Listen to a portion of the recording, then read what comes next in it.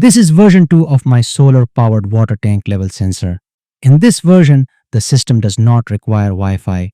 You can monitor your water tank level wirelessly using Bluetooth and a smartphone application. You can easily implement this system in your home without any tension. You can download the complete project from my Patreon page. Arduino code, mobile application source code, circuit diagram, PCB design files, Gerber files, BOM, pick and place files. Later in the video, we will also open this application in Android Studio. On the hardware side, everything remains exactly the same. The only change is that I modified the code inside the Xiao ESP32C3 and I also designed my own smartphone application.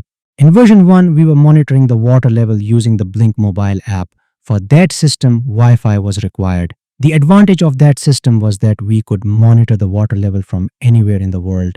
But then a very interesting question came from many viewers. What if someone does not use Wi-Fi at all? So I decided to create a second version of this system. In this version, we can still monitor the water level wirelessly but without relying on Wi-Fi connectivity. So first, let's test the system and after that, we will discuss the technical details.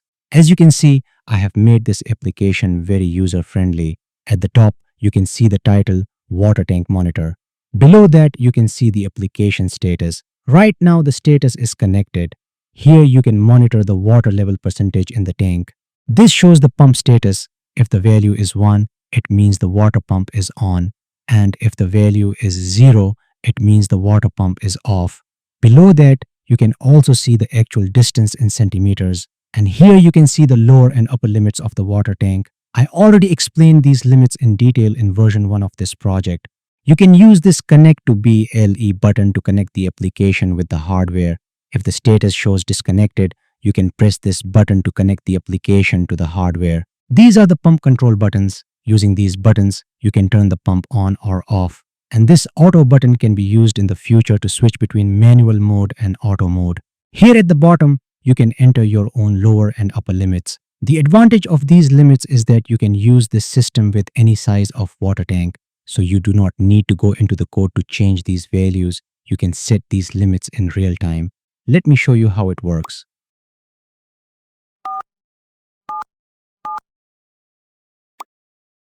As you can see, when I pressed the button, the value immediately changed on the display. In the same way, I can also change the upper limit. And let me tell you something important. These limits will not change unless we change them manually. Even if you restart the controller, these values will not be lost. Because these values are saved in the EEPROM, now you understand how the application works. So let's go ahead and test the system. You can think of this bulb as a water pump. The lower and upper limits are already set. Now watch as I move this tablet. Think of it as the water level. The bulb is on because the water level is below 20%. It will remain on until the water level increases above 85%. Now, the water pump will remain off until the water level decreases below 20%.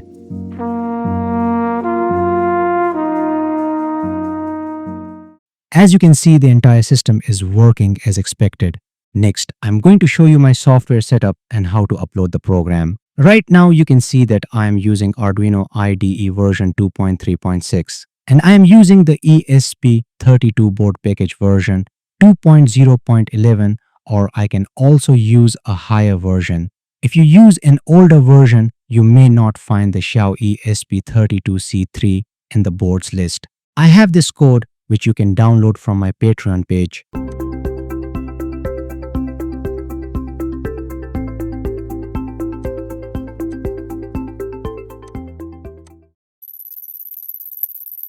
As you can see, the code has been successfully uploaded. To open the application, first you need to install Android Studio. You can find many videos on YouTube that show how to install Android Studio. You will see an interface like this on your screen.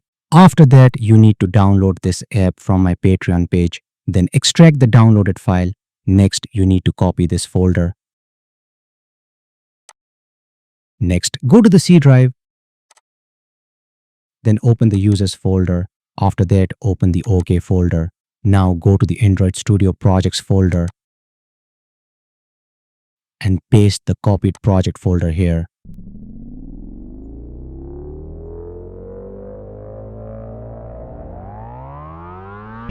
Next, connect your mobile phone to the system. Now go back to Android Studio, click the Open button. You should see the project folder here. If you don't see it, simply press the refresh button. The folder will appear immediately. Now select the folder and click the OK button. From here, you need to show some patience. If you are using Android Studio for the first time, it may take some time because it will start downloading and installing some required files. Once everything is finished, you will be able to see the application files. You should now be able to open these files.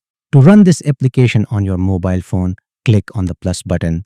Then select your mobile phone.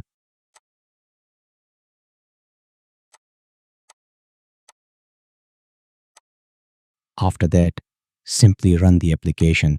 Now wait for the processing to complete. And there you go. The application has opened. Right now the status is disconnected. So let's go ahead and connect it. You can see the status immediately changes to connected. And now we can see the water level percentage in real time. Let me change the distance by moving my hand near the sensor. This is amazing.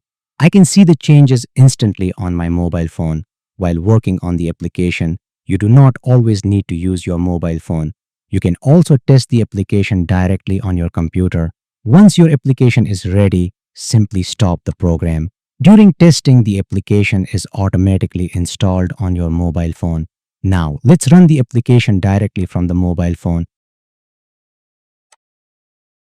And as you can see, it successfully connects to the system. So that's all for now. Support me on Patreon for more videos. I hope you liked today's episode. Like and share this video with your friends. See you in the next episode, and thanks for watching.